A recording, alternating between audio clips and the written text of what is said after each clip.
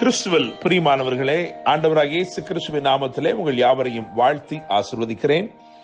இந்த நாளுக்கென்று தேவன் நமக்கு அருளி இருக்கும் ஜீவ வார்த்தை சங்கீதம் 145:19.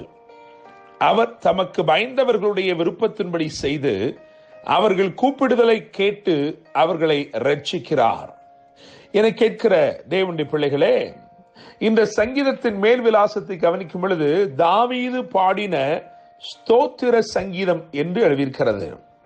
இந்த நாளிலே தேவன் நீங்கள் அவரை புகழ்ந்து ஸ்தோத்திரிக்கும்படி உங்கள் வாழ்க்கையில் தம்முடைய அதிசயமான வல்லமையை நிச்சயமாய் விளங்க பண்ணுவார். இந்த சங்கீதம் முழுவதையும் வாசித்து பார்க்கும் பொழுது தேவனுடைய 3 விதமான கிரியைகளும் 3 விதமாய் செயல்படுகிற அவருடைய கரத்தையும் நாம் காண முடியும். அவைகளை மாத்திரம் நாம் வரிசையாய் கிரமமாய் தியானிக்க போகிறோம். என கேட்கும் தேவனுடைய பிள்ளைகளே, இந்த வார்த்தைகளை தேவன் அருளுவதின் நோக்கம் இன்றைக்கு இந்த 3 விதமான கிரியைகளையும் இந்த 3 விதமாய் செயல்படும் தம்முடைய கரத்தையும் உங்கள் வாழ்க்கையிலே அவர் கொண்டு வந்து அமர்த்த போகிறார்.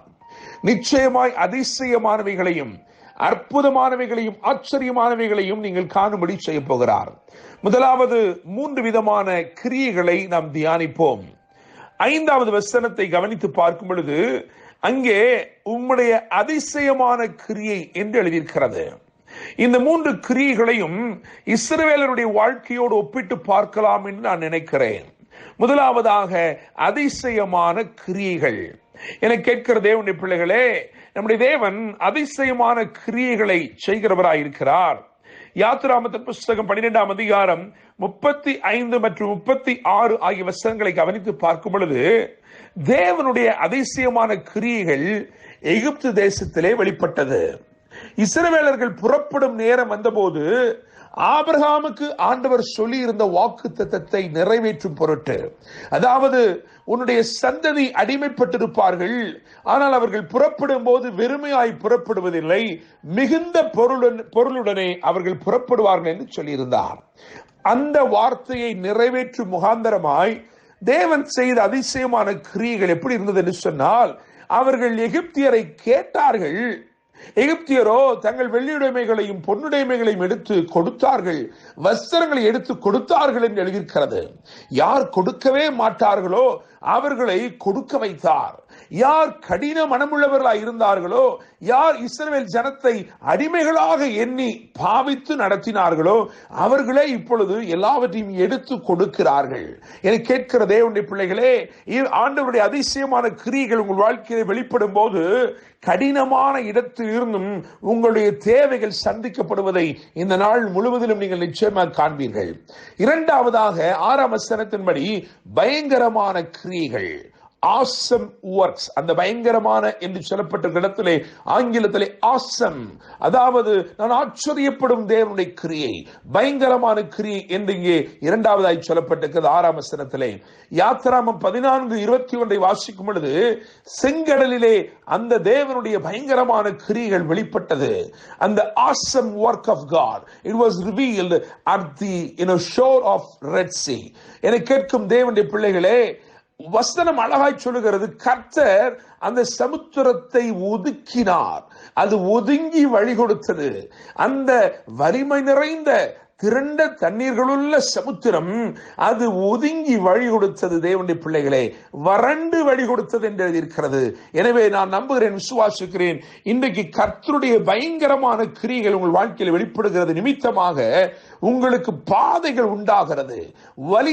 வலிய ஜனங்கள் அல்லது பிரபலியமானவர்கள் உங்களுக்கு இடம் கொடுப்பார்கள். அவர்கள் ஒதுங்கும்படி கர்த்தர் செய்வார். யார் உங்களுடைய ஆசீர்வாதத்தை மறித்து நிற்கிறார்களோ, யார் தடையாய் காணப்படுகிறார்களோ அவர்களை கர்த்தர் ஒதுக்கி உங்களுக்கு கர்த்தர் பாதை திறந்து கொடுப்பார். 3வதாக வெளிப்பட்ட தேவ கிரியை, அதாவது 17ஆம் வசனத்தை கவனிக்கும் பொழுது அங்கே கிருபையை வெளிப்படுத்தும் கிரியைகள்.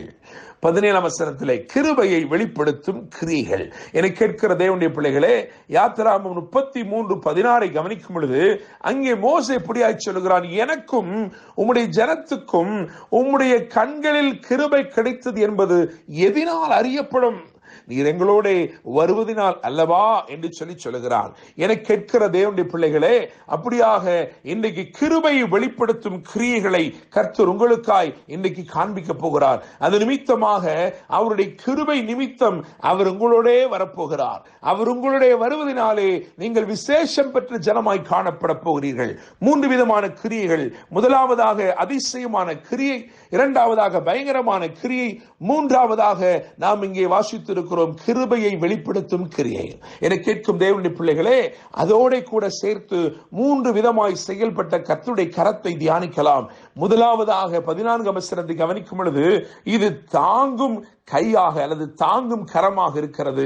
காரணம், விழுகிற யாவரையும் அவர் தாங்குகிறார் என்று எழுதியிருக்கிறது. அவர் உங்களை தாங்குகிறபடினாலே நிச்சயமா நீங்கள் இன்னைக்கு விழுந்து போவதில்லை. தேவனுடைய பிள்ளைகளே, விழுகிற யாவரையும் தாங்கும் கரம் என்று எழுதியிருக்கிறது. அதே 14 வசனத்தின் பிற்பகுதியை பார்க்கும் பொழுது, அது தூக்கி விடுகிற கரம் என்று எழுதியிருக்கிறது. மடங்கடிக்கப்பட்ட யாவரையும் தூக்கி விடுகிற கரம். ஒருவேளை நீ மடங்கடிக்கப்பட்டு விட்டாய் என்று சொன்னால், அல்லது மூழ்கி விட்டாய் என்று சொன்னால், உன்னை தூக்கி விடுகிற கரமாய் இருக்கிறது. பேதுருவை தூக்கி எடுத்தது போல் உன்னை திரும்பமாய் தூக்கி எடுப்பார் நிச்சயமாக.